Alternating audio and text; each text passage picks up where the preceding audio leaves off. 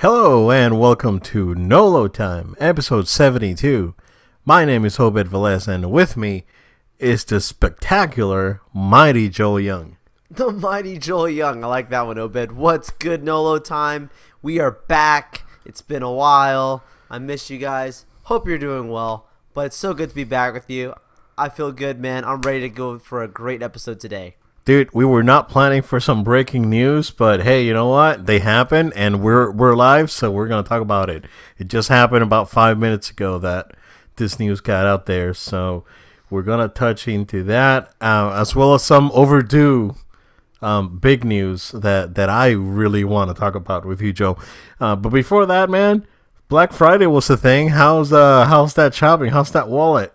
Oh, my goodness, dude. I think I did good. But I think when you think about Black Friday, we in our gift guide, you talk about these big things, and of course you get tempted to go out and buy this stuff, but I held myself back on some of the big things, picked up some movies here and there, some little project stuff, little things that I'm looking forward to, giving away to some family and different things. So that's always a good thing. But it's I'm just always strategic. This year was a pretty chill year. I did get myself an Apple Watch, which I'm really happy about. I got the Series 3. I didn't need Life Alert, although ironically enough, the Breathe app is included with this series, and I've had a few times where it's told me stop, Joel. Joel, just stop breathing. Oh, really? Stop and breathe, Joel. Wow. Okay. So I mean, it's pretty cool, and it's funny. It's like in moments where I'm just going nonstop, and it's very accurate. So I'm impressed. Awesome. That's great, man. Yeah, I behaved. I wrapped up my daughter's basically Christmas list, and the only thing that I got for myself was Best Buy had a radio, or it's a clock. It's basically a Bluetooth speaker with a clock, right? And it had Google Assistant integrated. And I was like, oh, this is pretty nice, because I was looking to get a Google Assistant for my bedroom, but also I had one of those really nice Homedics alarm clocks, and it died. Something must have happened during the move when we moved to the house. Oh, yeah. And it pooped on me. So I was using just a standard alarm clock there. I rarely use that anyway because I use my phone for my alarms. It's a lot more accurate anyway. But I saw this on Best Buy. It was $99 originally. I got it for $25, which 75% off is pretty good. Yeah. That's just the price. I mean, because $25 is what you would pay for just a Google Home, the Mini. So instead of getting that, I got something with a radio that shows temperature, sounds decent with the Bluetooth, and you can say, hey Google, turn off the dining room lamp, and it'll turn it on because I have a couple of those smart outlets. But as I keep adding smart stuff to the house, I mean, I really wanted to get that, so I thought it was a great deal, so I went for it. Other than that, I grabbed Mega Man 11. It was on sale at Amazon. I think it was like 40% off, so I got it for $18. Usually goes for $30. That was my only game pick, Joe. So that is the only thing that I grabbed. But let's talk about that PS4 bundle, because I told you guys that on our holiday gift guide episode that this is like the deal of the show. Joe, this was like sold out before Black Friday in many places. It was ridiculous. I went to Best Buy on Black Friday, and the guy was like, oh yeah, we sold out early last night because this deal's been going on for a week, so, or since Sunday or whatever, so if you guys didn't come in, sorry. But man, talk about a big hit, because that thing moved like crazy. Also the Switch, there was an article that got released yesterday saying that the Switch was the #1 selling piece of hardware, gaming hardware, during the weekend. I doubt that they will sell more than the PS4, because PS4, of course, they started this bundle on the 19th or the 18th. Cheaper as well.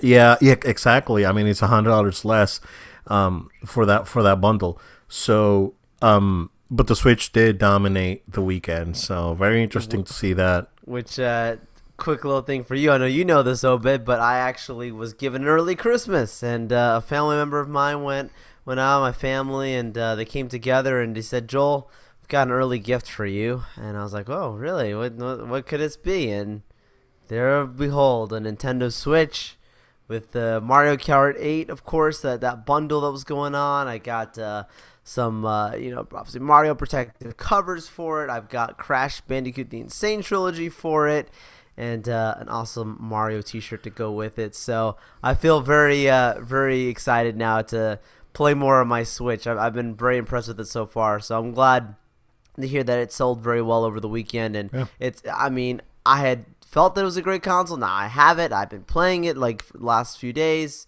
It's great so far. What I've experienced with it, I really am enjoying it.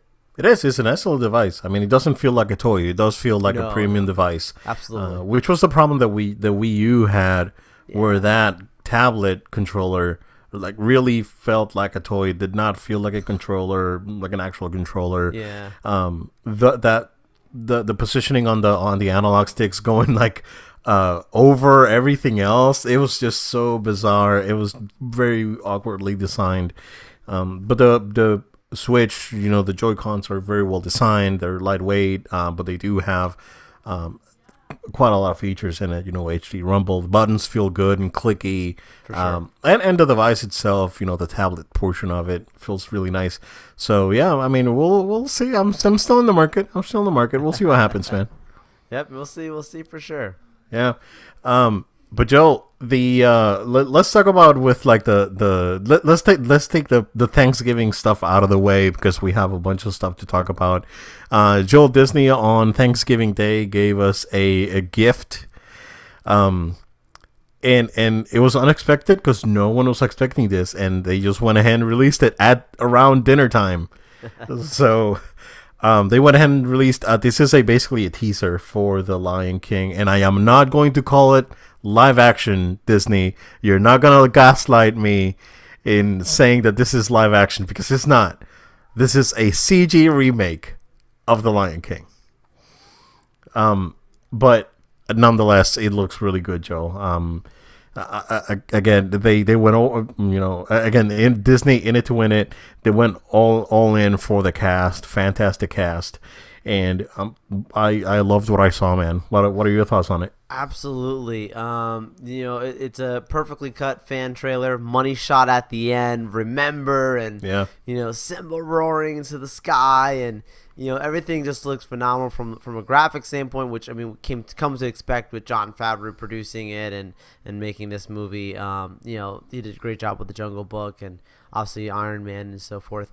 But I really was impressed with the style, but I also like how it doesn't feel like it's like, and this is obviously just a teaser. It's not like showing the entire beginning of the movie, but the way it was cut, it was giving you that nostalgic feel of exactly like The Lion King. So it's a Lion King, but it didn't feel like it's going to be the exact same movie. Like you can see that there's going to be a little bit more of a uniqueness because of the style of this film, being that CGI style. And I like that a lot. One of the things that someone pointed out to me watching it, we'll see. I don't know if they've said this publicly or maybe we'll see behind the scenes or whatnot. It's a possibility that Rafiki is actually a puppet. Obviously some CGI work that was done on him, but if you actually watch the way he moves, and if you're familiar with how the Jungle Book was created, a few of the characters were actually used for actual puppets, that were then of course CGI'd, cleaned up, right, for their appearance. But it's possible that Rafiki might actually be a puppet for some scenes. I like that style. I love the way it's obviously you had Andy Serkis, doing his Mowgli movie, and that's a completely different than this Jungle Book coming out right now. So I feel like when you watch that movie, you'll compare what I'm talking about from a pure CG standpoint and a pure puppet mixed in, whatever that practical elements to it. I really think that there's some creativity going on there. I look forward to seeing more of the behind the scenes of how this movie was made, but really splendid trailer. Happy Thanksgiving. Made me happy. I was already happy, but it was a nice gift. Yeah, Lion King is arguably my favorite Disney movie. I know that's like sort of cliche. A lot of people will say, "Oh, it's The Lion King," but no, it truly is. The Lion King is my favorite Disney movie. So I am really excited, and I am not that kind of person that's like, "Oh, it's my favorite movie, so don't remake it, don't touch it." Whatever. I know if you're being faithful to the movie and you're paying respects to the original material, and if what you're putting out is good, I don't care. Just remake away. I'm fine with it. I don't have a problem with that. So. Yeah, definitely, Joel. Looking forward to that. Disney has, like 10 movies coming out next year, right? Yeah. It's crazy. It's crazy. In between, Marvel, Star Wars, and they have 4 separate Disney movies coming out next year. I mean, goodness. Yeah, and even later this year, I mean, Mary Poppins is coming out in December. Wreck-It Ralph just came out, or Ralph 2 basically just came out last week. So yeah, they are putting out content. I think they are producing a lot more content than they were a few years ago, just comparatively, say 4 years ago. It looks like they doubled their studio budget for sure, because they're just putting out stuff like crazy. So yeah, no, good stuff. I'm really looking forward to definitely catching The Lion King on theaters. So definitely excited about that. Joel, but speaking of Disney, and this is breaking news that just came about maybe around 15 minutes ago, and we've been talking about it on the podcast for a few weeks now, since they announced that Iron Fist was not going to be renewed for another season on Netflix. But it was just announced that, Joel, the best superhero series out there, Daredevil, got cut from Netflix. Yep. No other details. Basically saying that, again, the devil's on the details, and it's all in the wording. The statement that they put out is saying that they did not renew Daredevil for a season 4. Outlets love to throw around the word canceled a lot. So it's like cancel this, cancel that. But in reality, it's not renewed. So, Joel, man, take it away, because I know that you have strong feelings about this one. I've had strong feelings about this one for a while. From the Iron Fist news, I mean, I literally text you. We've looked on our Twitter page. I put stuff out there. The following week we had the Luke Cage situation going on. And I kept singing the song, and people thought I'm like, well, maybe. And like, I love how you started off here saying that the show has not been renewed. Like you said, and that's the key. There was never a promise. It wasn't like they were in production for season 4. Like there was no guarantee of another season, and that goes for all of the Marvel shows that they had on Netflix. Which at this point is just a Punisher, which most likely will get a season 2, and it'll get not renewed. Maybe. I mean, maybe there's been no production announcement for season 2, yeah. Outside of like some of the stuff that we saw from the set, and that's it. So we're like, okay, it's probably, like you said, it's probably going to come out, but it's like crazier things have happened. I don't know. With all that being said, I think we have to repeat the details of Disney is launching a streaming service next year. Guys, do the math. Yeah. Like, there's something here that I don't think Netflix holds all the power to just pick it up again if they wanted to. I think Disney probably has the ability to position themselves to pull their characters if they want to, and not let it appear to be that way. I think we will see these characters again. I actually think Disney has bigger plans for them.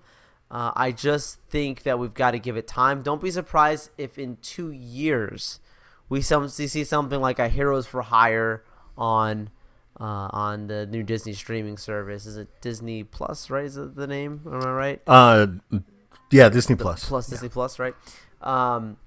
So don't be surprised if they do a Heroes for Hire, and that's how they kind of almost like, instead of doing Defenders season 2, like they do a spin out with all these characters together and see how people respond. I would not be shocked. These actors were contracted to also make one movie appearance. I'm sure that contract, there's something there. Maybe it still sticks. I don't know. Daredevil is not a small Marvel character. He's not like he's not like Ant-Man. Ant-Man's actually a smaller character. I think so too. Yeah, absolutely. So the thing is that. Well, I'm sorry, Joel. I'm sorry to interrupt. You're good. what you just mentioned, and we talked about it on the podcast as well when we started speculating about Infinity War. Just seeing that these characters have been pulled from Netflix could be an indicator. It's like bigger things are coming for these characters, or they are potentially moving to the Disney service. That's the way I see it. I would love to see them coming in. It was like, hey guys, all these guys got snapped out of existence. We sort of need backup, and you get this bunch of dudes from Hell's Kitchen trying to help you out. So there could be something there. We'll see, but at the same time, it's going to be really interesting to see where do they end up. If they end up having their own movies, do they end up having new series? Are they rebooting? Which I doubt, because I think that you may be able to reboot Iron Fist potentially, or maybe a soft reboot, but not Daredevil. I mean, you could. I mean, they can do whatever they want, right? It's their property. They can do whatever they want. I don't know. It just doesn't make sense. Yeah, exactly. It would not make sense because of fans loving the series, and being that is very popular, and it's a very good series too. I mean, it's not like you can reboot it. Say, for example, again, Iron Fist after having a rough season 1. I still haven't seen season 2, but you can go ahead and make the argument that you can soft reboot that. But when you have Daredevil, and I'm up to episode 8 right now on season 3, right, and it's intense, bro. Yeah, I love it. It's really good. Yeah, we'll see what happens, but like you said, they can really do anything. However, I just feel like this is, in my opinion, a 2+2 scenario. You're gonna hear Jessica Jones very soon. I mean, they did Daredevil first for whatever reason. You're gonna hear Jessica Jones very soon, and just keep your patience. Again, it might be a couple years if you ever see these characters return, because Disney's gonna put out what their premium, level, HBO level quality shows, Loki and all these other shows that they're working on. Yeah, Star Wars show. Yeah. They're going to Star Wars, exactly. They've got a lot of things that they're working on, but I think it could be a couple years they could return. We'll see. Yeah, I mean, even now for season 3 Daredevil, we waited almost 2 years, right? We did, yep. Because you can count the Defenders. God, Defenders. God, yep, man. That's how much it stuck with me. You can count that as a half a season, because it was like sort of a half very season. Yep. Yeah, so it's like a 2.5, season 2.5 of Daredevil, basically. Yep. And then you get a full season 3. It did take about 2 years. So, yep. Man, kind of bummed. But at the same time, it's going to be very interesting because, Disney is not going to let their properties... specifically Marvel having them being very zealous of their properties right now. They're not gonna let a very popular series like Daredevil just get flushed down the toilet. So I'm sure that they have something planned. For sure. Yeah. But yeah, it's gonna be a big one, Joel. Whenever we hear news about that. Speaking of crazy news.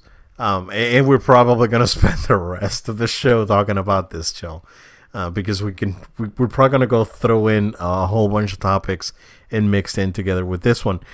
But right before, I think it was like right the day after we recorded last week, the last time we recorded, so 2 weeks ago, the news broke, or there was an announcement from Sony saying that they will be skipping E3 2019 altogether. There's no plans to do any sort of events or activations in or around the time frame of E3, and they are basically under a statement that they're saying that they're looking for new and innovative opportunities to engage the community and how to better interact with the PlayStation fan base. So I have very strong opinions about this, Joel. Most of them are E3 is sort of outdated, in some ways. It is a trade show that it's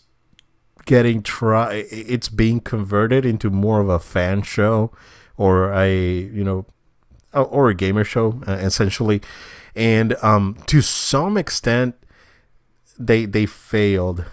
We've seen companies like EA leave E3. They do have separate activation outside of, say, the LA Convention Center, and they don't do a traditional E3 conference. They do everything off-site. We've saw Nintendo just straight up cancel their live conferences 2, 3, 4 years ago, maybe, and in favor of the Nintendo Directs, which I think are way better. Great idea. Yeah, and it's a way better approach to giving fans the news they want or the news they need, and make announcements without having crazy crowds and putting up this really elaborate stages and all this showmanship and all that.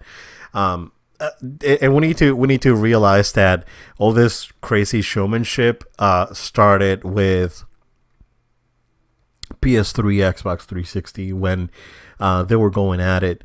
That's when this crazy elaborate shows started happening.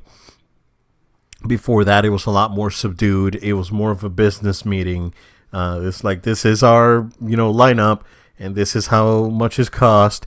And I don't know if you remember, Joel, the old Cas Harai conferences with like pie charts and bar charts and all this. It was like a conference. It was like a corporate meeting. Yep. So. But you said those wars, man, it got intense. Yeah. When the 360 PS3 competition got going on, that's when we saw this crazy, moving stages and live orchestras and all this crazy stuff, which cost a lot of money, right? So, I see Sony making the right choice in trying to engage their fan base on a more how would I say this, on a more approachable way, right? Instead of just having this corporate veil over this event. Oh, sure. And we saw how well the PSX events had turned out versus E3, which, by the way, we talked about on the show before. They are not having the event this year. They're not saying that they canceled because it was never announced. So, but they confirmed that PSX will not be going on this year. That's not to say that next year we'll get a PSX and something else. Right now, next week we have the Game Awards, which there's going to be plenty of announcements at the Game Awards. Kind of funny, as much as I'm, not a big fan of their personalities, they are having a big event with announcements and all this stuff. And Sony could go the Nintendo Direct route and just avoid this, spending millions of dollars to stages.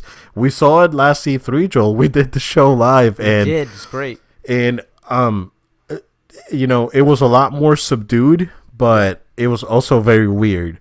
And changing of sceneries and all that.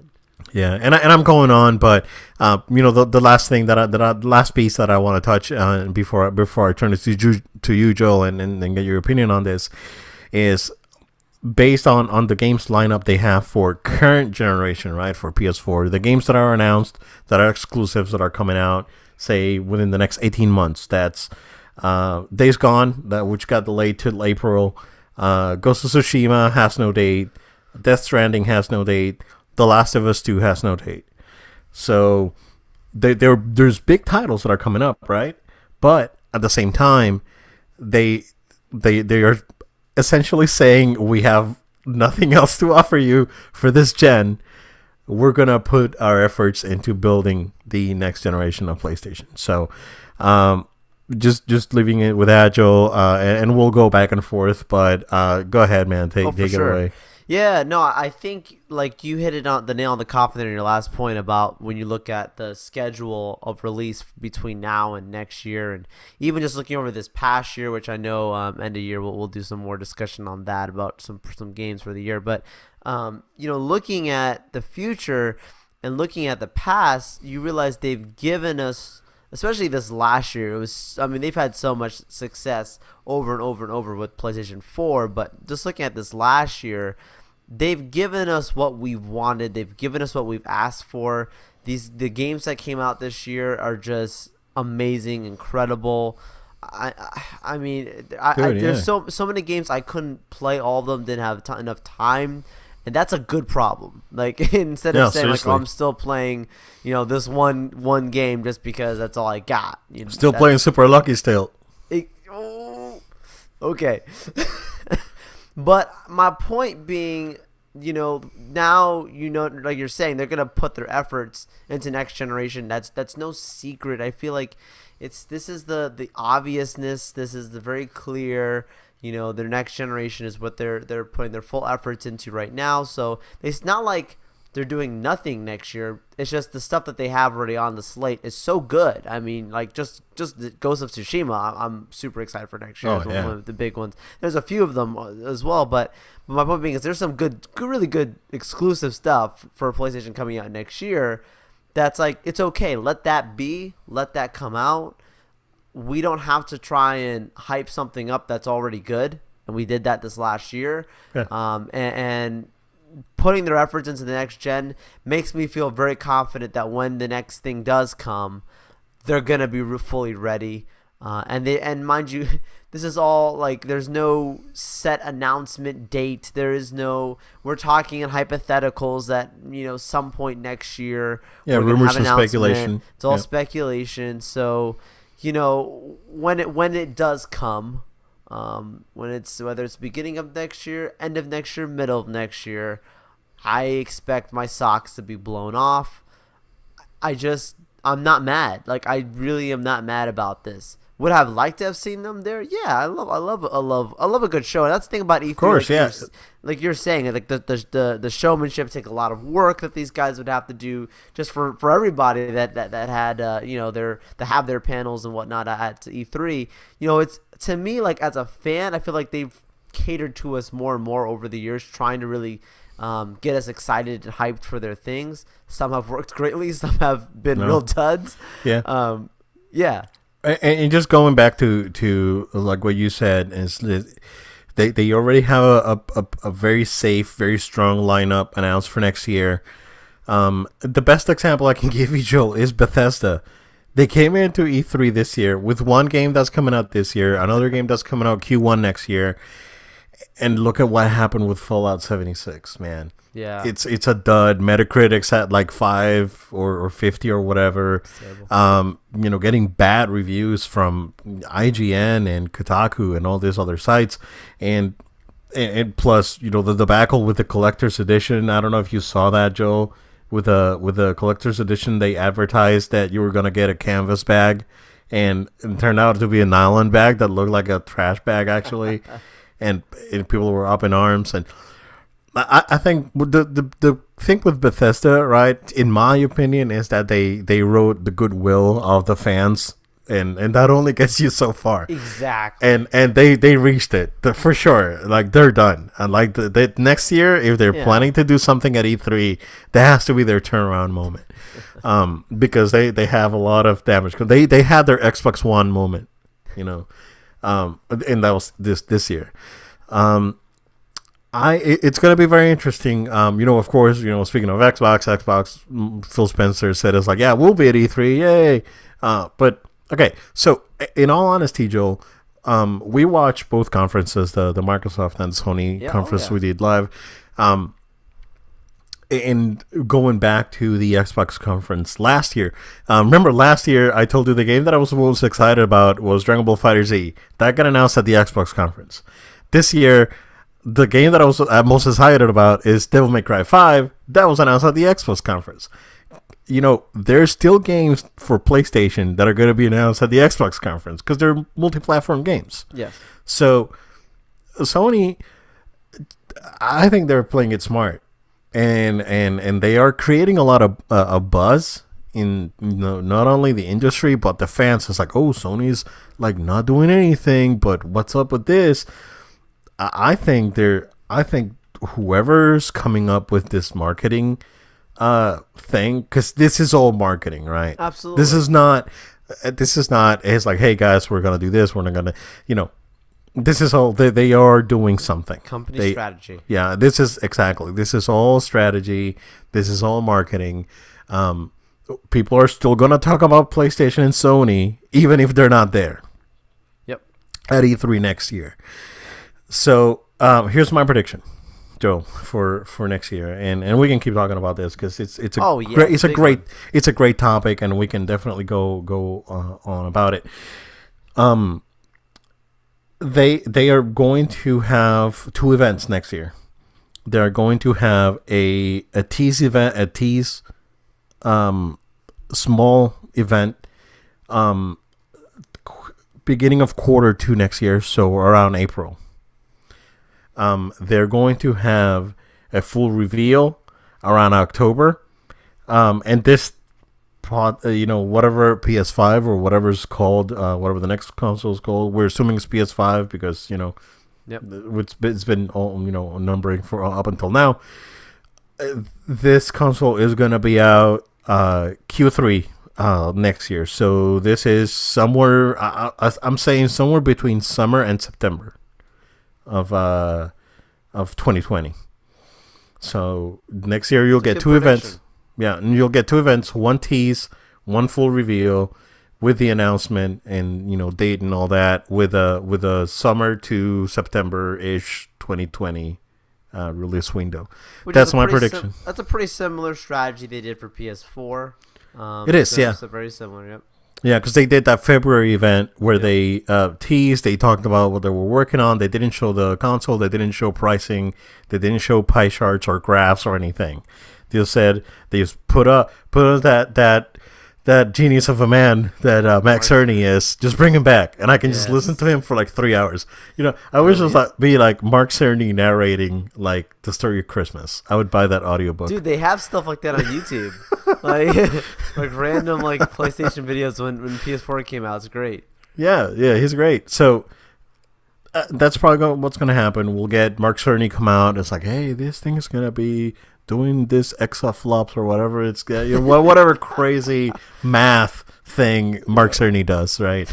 And we've reached out to the developer. Yeah. Anyway, that's a terrible Mark Cerny. Love the guy. So we're probably gonna get something like that, and then we're gonna get a PSX with, hey, how you like the new PlayStation 4 games that just came out this year, and this is the dates for the ones that are due. Although there's a big rumor, Joe, that there's gonna be at the Game Awards, Death Stranding's gonna have a release date. So we'll see. Nice. Yeah. And then we're gonna get a full reveal. This is what the console is. This is what the controller looks like. Or this is what this is all about. And this is the price. This is when it's coming out. This is some of the games that are coming out at release. And they're gonna let Xbox go out this E3 and do whatever they need to do, right? Again, Xbox is done for this generation. They are definitely ramping up and building a strong core for the next gen. So that's gonna be very interesting. But at the same time, you're buying all the studios to produce exclusive content, and let's say, for example, Ninja Theory, which I think they're great developers, but their highest selling game is the DMC, or the Devil May Cry reboot, which didn't sell particularly well. It was not well received by the fans. The game is not necessarily bad. I played the game a couple times. It's fine. I would say it is a good game. But what can they do to up the ante, right? What can they do to bring it up to the next level? They did Hellblade, and that got super well received. But what can they do to get to the Uncharted levels, to get to the Horizon Zero Dawn levels? I mean, that's gonna take some effort. Yeah, it's gonna take some effort. So. I can't wait to see what Ninja Theory is going to do next, to be honest with you. For sure. But the other studios that they acquired, I mean, they bought the Forza guys. I mean, we're going to get more Forza. And,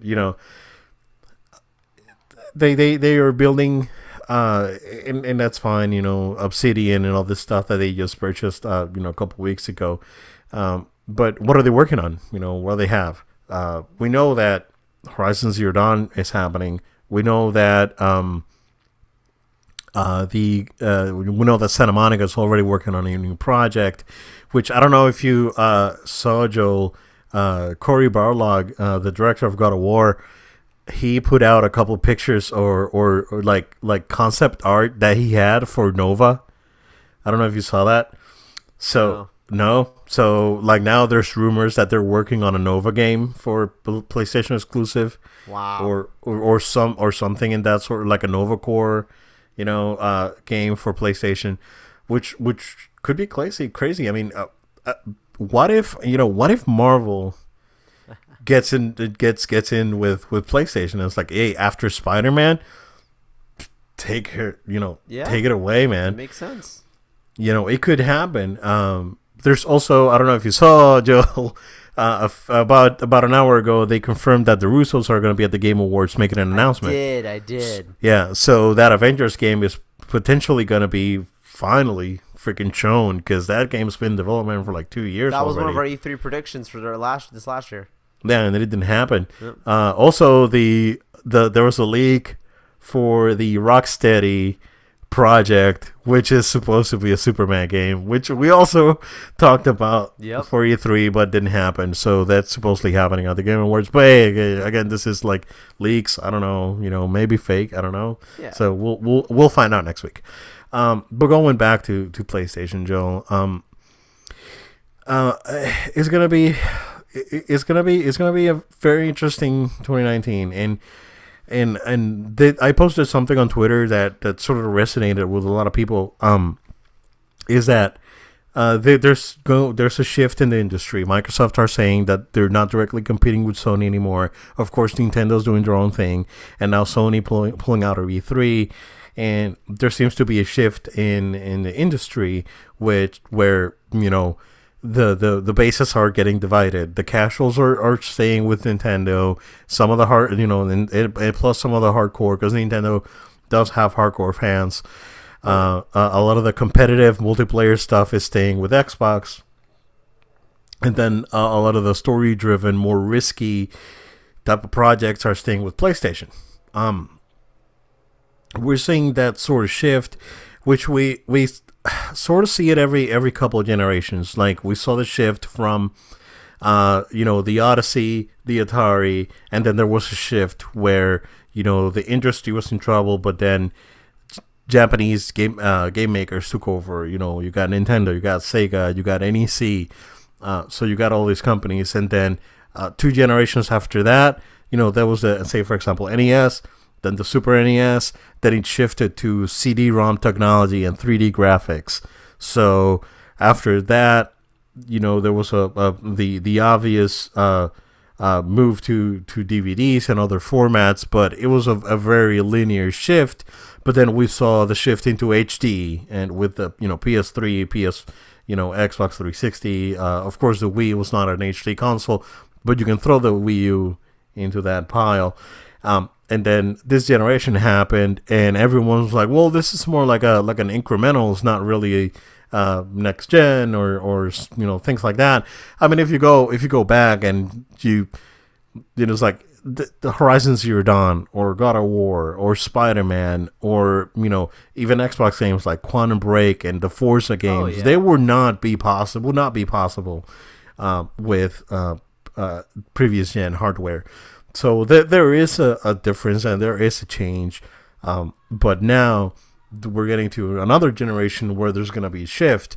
So I'm very interested to see what that shift's going to be, man. My mind is traveling in so many places to think about what does next gen look like. We know from a technical standpoint what it sounds like, but I just can't wait to see it. But I will have to wait. We will see. Yeah. Well, if the rumors are true. Those PS5 specs that are floating around are pretty nuts. Yeah. I don't know. There was a tech demo that got released this morning. I don't know who released it. I didn't have a chance to look into it, Joel. But Sony somehow put out a demo or a tech demo and see, this is the things that they're probably going to be doing. Exactly. Right? That's like, here you go. You just like take a bite and come back later. They put out a tech demo of Gran Turismo running at 8K 120 frames. If that's possible with next gen hardware, because there's rumors that the next gen PlayStation is gonna support like HDCP 2.2 and all this stuff that could support potentially up to 8K screens. But which the TV market, it's a whole other conversation. There's talk of 8K being the next jump in TVs. So I mean, yeah, that makes sense. Yeah. I mean, they're probably future-proofing that console. Exactly. Which is always how Sony's been. Like several years, their PlayStations have been, Yeah, because they did with the PS2, adding the DVD drive to it, adding the Blu-ray drive to the PS3, and then PS4, just building. Always been ahead of its time. Yeah, they've always tried to look forward. Whereas, you get, say, the Xbox 360 when it came out, it did not have built-in Wi-Fi. It did not have an HD format built in, so you needed a Wi-Fi dongle to get Wi-Fi, or you needed that HD DVD adapter to get HD DVD movies. So they've always been forward thinking, and of course Sony is an electronics company. PlayStation right now is their brand. Like, PlayStation is Sony. It's the soul of Sony. Of course that's here, but over in Japan they're still doing their own stuff. They're still doing toys and other things, which, by the way, Joel, people got crazy because they saw a patent for a cartridge. Yeah, we talked about this. Yeah, Sony had patented a cartridge, and speculation started going around. It was like, oh, is this a handheld? Is this going to be for the next gen? What is this? What is this? Everyone started going crazy. Turns out that it's for a toy called the Toyo, and Sony is basically and it used this cartridge based media. I'm not familiar with what this toy does, but it looks like it's sort of a like a puzzle game toy. So it nearly got me. My mind started to think for a hot second. I can't lie. I was like, oh, wait, okay. Yeah, well, they said that there's not going to be any successor to the Vita. I was like, not the Vita, but something new, maybe. Something new, exactly. Yeah. Which again, anything can happen, right? It's very unpredictable. But it's I'm very excited. I'm very excited for next year. I'm ready. Like, it's weird. It's weird because when the PS4 came out, and I had this conversation with you when I first met you, because when I first met you, I still hadn't gotten my PS4. You were just ordering it. Yeah, exactly. Yes, I had ordered it like the week before or something. Yep. Yeah, and then I started working at our current place, and I met you, and then we started talking about this. But I for some reason I just didn't feel that I was ready to get into PS4. It's like, I'm getting a PS4, but I don't feel like I need it because I really want to play Metal Gear Solid 5, Phantom Pain, but Phantom Pain also comes out for PS3. So it's like, I really don't feel like I need it right now, and I don't know, should I wait? I just had a kid. My daughter was like 5 months old back then when I bought the PS4. So but now for some reason it's like, yo, let's do it. I feel like this, and I've only had my PS4 for like 3.5 years, but I feel like it was like, let's go, let's see what's up, and after all this, rumors and speculations that are flying around, I have no plans on jumping into a PS4 Pro unless given to me. Then I would gladly accept it. but I will not. But I will probably not make the investment. I'm good.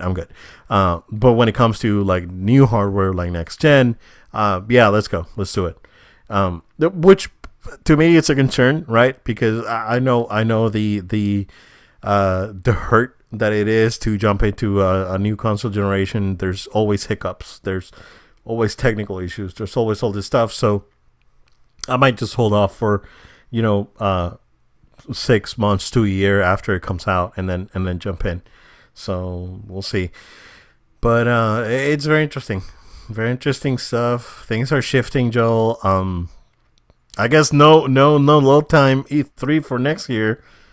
Yeah. Sorry, guys. Sorry, but we'll be on standby if there's an announcement or something. We'll see if what comes. Yeah, exactly. If they're doing an event that we can, cover live, Maybe. we'll definitely be on it. So, Yeah. so we look forward to what they have. We'll try to do something next week, Joel, for the Game Awards, because we record on Thursdays. Game Awards on Thursdays, same time that we usually record. So we'll try to do something for the Game Awards, which, by the way, I believe the polling is still open for the nominees. If you want to go into the site, thegameawards.com, and cast your vote if you are familiar with some of these games, Joe. They are there's pretty good stuff in here. I think this list is very solid. Assassin's Creed in the list for Game of the Year, dude. I mean, it's not gonna win, but it's amazing that I know. the recognition. Hey, you know what? You never know. Stranger things have happened. Yeah, you never know. Celeste, which I heard is a fantastic indie game. It's a 2D platformer. God of War, Spider-Man, Monster Hunter World, Red Dead Redemption 2 are the other contenders. Yep. Which Red Dead, I heard very polarizing things. People really love it, or people really feel lukewarm about it. I appreciate it from the technical standpoint. This is a very thorough, very detailed game. I'm sure that it plays very well. But it's very nuanced, and a lot of people are saying, it's like, oh, it's like you need to do all this stuff, and then things take forever, and it's just a time investment. Same with Monster Hunter. I was actually going to grab it over Black Friday, Joe, because it was only $20 or so. Oh, yeah. I think I saw it at $17 at Walmart, but I did not grab it.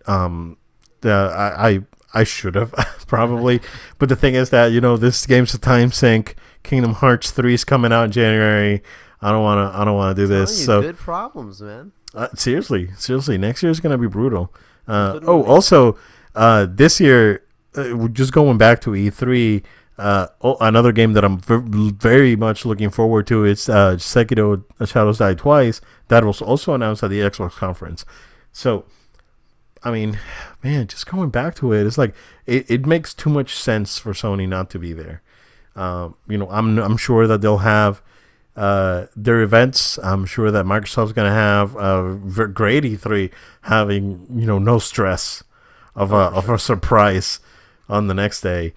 So we'll see if they reveal the Scarlet or whatever the next Xbox is going to be called. But yeah, we'll see how that goes.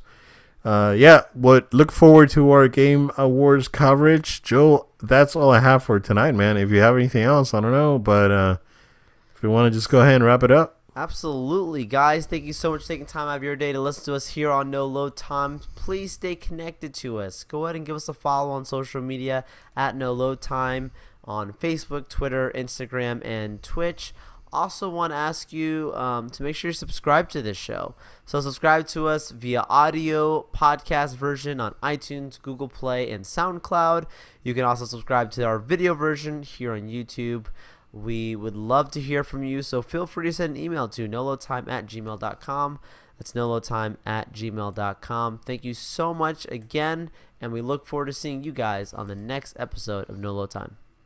Thank you, guys, and we'll see you again next week.